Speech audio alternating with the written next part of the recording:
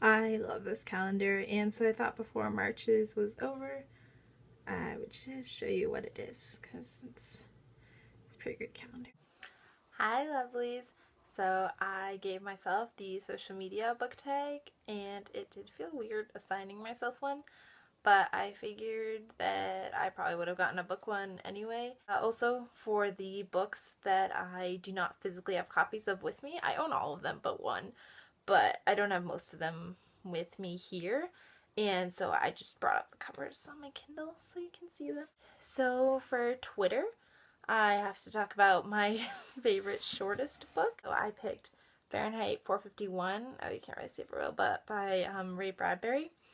And this book was so good.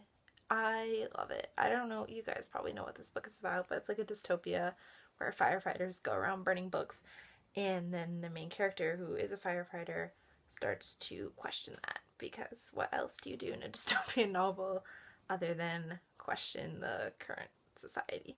For Facebook, I just talk about a book that everyone pressured me into reading, and that would definitely be The Sirens of Titan by Kurt Vonnegut. I did not like Vonnegut at all. We read Slaughterhouse-Five, and I hated it. I could not stand that book.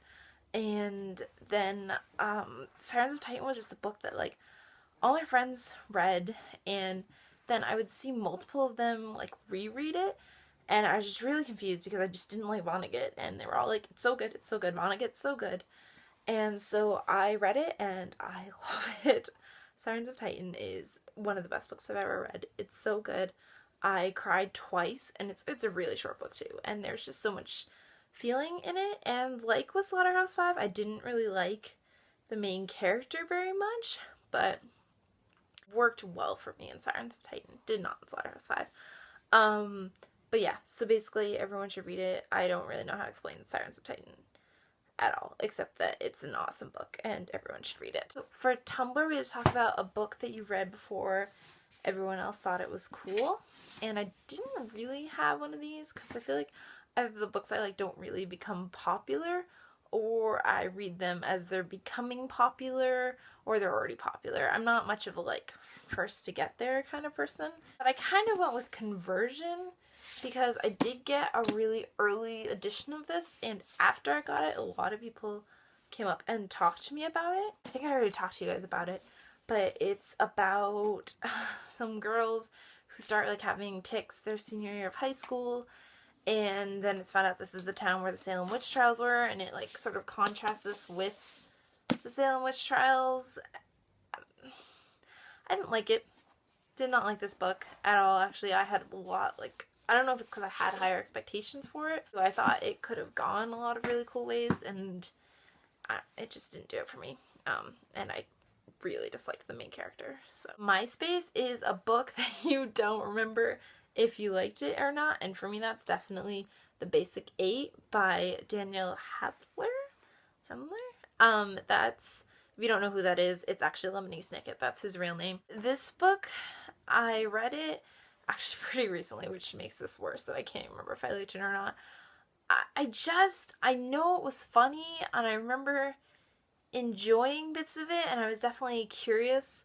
It's about, I mean, it tells you straight up in the beginning, it's about a girl who murders the guy that she liked in high school. She's in high school. She's like a senior. And it's her diary of the time, like it's her edited diary. Like she's in jail or whatever, and it's her, she's typing up her diary from the time. It was, I just don't know. I don't know if I liked it or not. I don't know. I don't know. I don't know how I felt about that book. Instagram is a book so beautiful you had to Instagram it. I feel like I should Instagram books more. But that was definitely The Golem and the Ginny for me. I love this book. I know I've talked about this one before. It's about a golem and a Ginny who are two, like, one's a Jewish, like, mythical creature sort of thing, and one's from Arab mythology, and they both wind up in New York City, and they form like a really weird friendship. It was a gift to me from a friend, and apparently only the first edition got the blue pages, which is really sad because I think they're really pretty. I need my face in there. It's just, it's so pretty. It's such a pretty book. YouTube is a book that we would like to see turned into a movie, and for me that is definitely The Night Circus by Erin Morgenstern. This book is about a couple of magicians who are battling.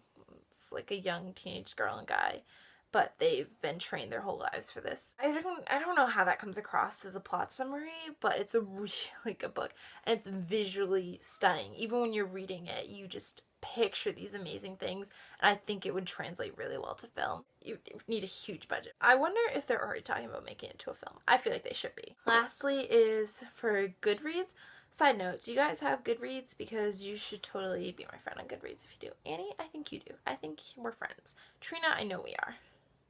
So Jesselyn and Brittany, we could be Goodreads friends. Goodreads is a book that you think that everyone should read. Shadow of the Wind is my favorite book of all time, but I think if I were to recommend a book that everyone absolutely should read, it would be Written on the Body by Jeanette Winterson. There are some sexual elements to it, so I guess maybe not everyone. Like, children do not read this book.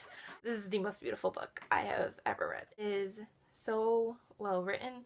It was the only book I think I've ever read where I would just read a page and I would automatically just reread that page. That's how much I loved it. I love this book. It was just I don't know, her way with words are amazing, and it taught me a lot about like love and loving someone. The protagonist, it's told from their point of view, but you have no idea if it's a male or female, and they've had both male and female lovers in the past, so you really just don't know, and it doesn't even matter. It really doesn't matter, because their love for this woman is the main focus of the book, and it's just beautiful. And I have about 30 seconds before my camera dies, slash my phone, slash it runs out of space. So those are my books. I love you all, and I can't wait to see the rest of your videos later on. Okay, bye guys.